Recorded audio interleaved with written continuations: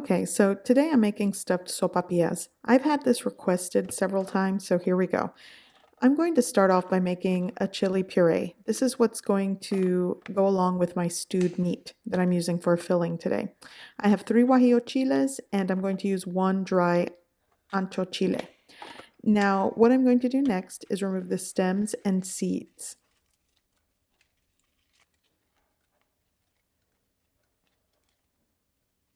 Okay, so after they're all cleaned, I'm going to rinse them in cold water just to remove any debris. And after they're rinsed, I'm going to fill my pot with water and I'm going to take it over to my stove. I'm going to turn on the heat to high and bring this up to a boil. Once my water is boiling, I'm going to shut off the heat and cover my pot with a lid and let the chilies steep until they are soft and pliable. This may take around 20 minutes or so. Okay, so my dried chilies are definitely soft. So now I'm going to add them to a blender cup. And I'm also going to use the steeping liquid. You can give that a taste to make sure it's not bitter, but it's okay today. So I'm adding 2 cups of that steeping liquid into the blender cup along with the chilies. I'm also going to add 1.5 teaspoons of chicken bouillon powder. I will also be adding around a half teaspoon of Mexican oregano. I'm actually eyeballing it. It might be just a little bit more, but you want to start with a half teaspoon. And now I'm just going to cover my blender cup with a lid and puree well.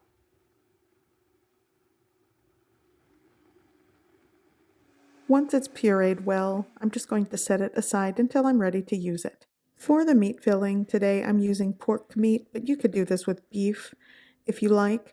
I'm just cutting 1.5 pounds of boneless pork meat into small bite-sized pieces. In a preheated pot over a high heat, I'm going to add several tablespoons of cooking oil, and I'm going to saute my pork meat. I'm also going to be adding a half teaspoon of fine salt and a 1/4 teaspoon of cracked black pepper, and I'm just going to cook and saute this over a high heat for about 10 minutes or so.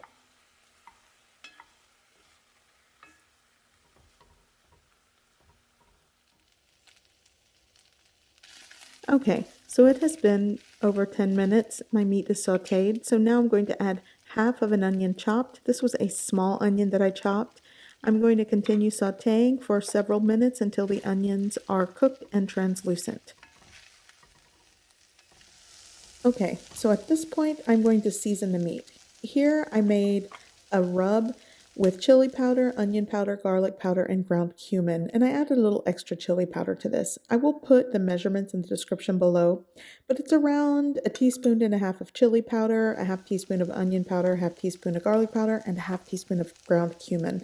I also added 3 cloves of fresh garlic that I minced. I'm going to continue to stir and saute for another minute or so. And now I'm going to add my chili puree, and I will strain this over the pot. There are times where I strain my chili puree, and there's times that I don't. Today, I guess I'm going to strain it.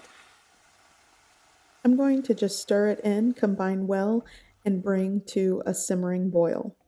Before I forget, I'm going to add 2 small bay leaves, give it a mix. Then I'm going to cover this with a lid, lower the heat, and let it simmer for about 35 to 40 minutes or until the meat is tender. And for the last 15 minutes, I'm going to offset the lid. It has been around 40 minutes and my stewed meat is done. I'm just going to give it a quick stir and set aside until I'm ready to use it.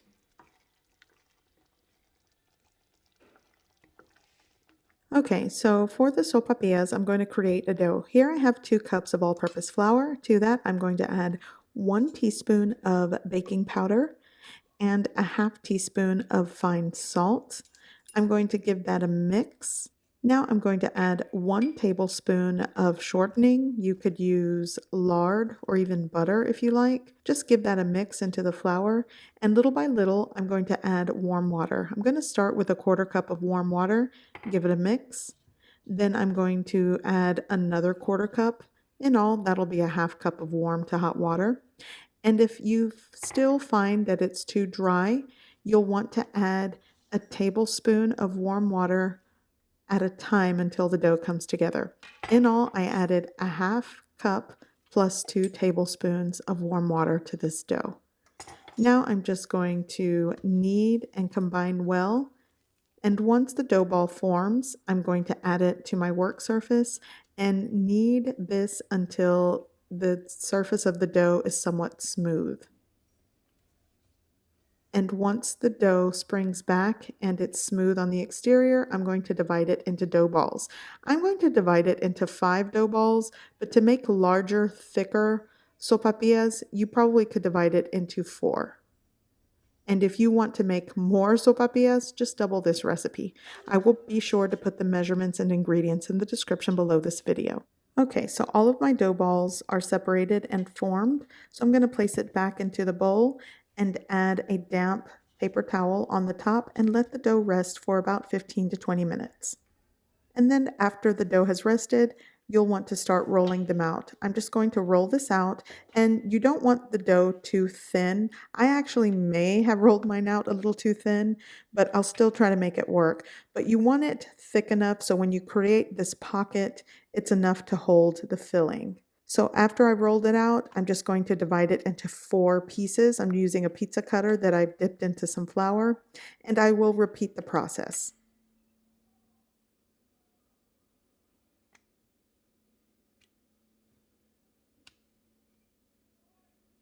Here I've preheated my fry oil to around 365 degrees Fahrenheit, and I'm going to just show you how I do one, but I probably could get away frying 2 pieces at a time. But you'll just want to drop the dough into the fry oil, and once it puffs up, give it a flip. You can flip it several times until the exterior gets a light golden brown color, and then place it on a wire rack for any residual oil to drip off. And I'm just going to cook and repeat the process for all of my dough.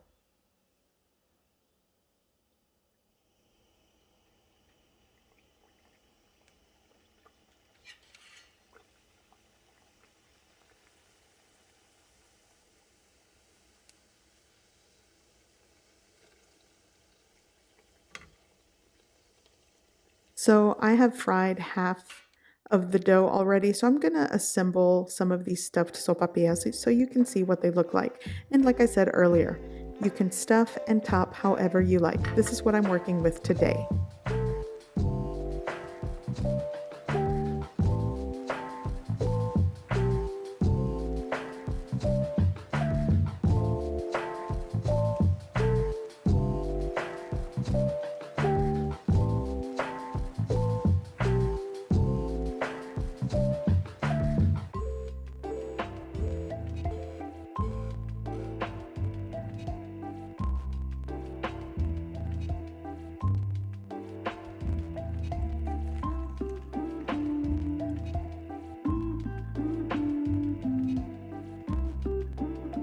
I hope you give this recipe a try.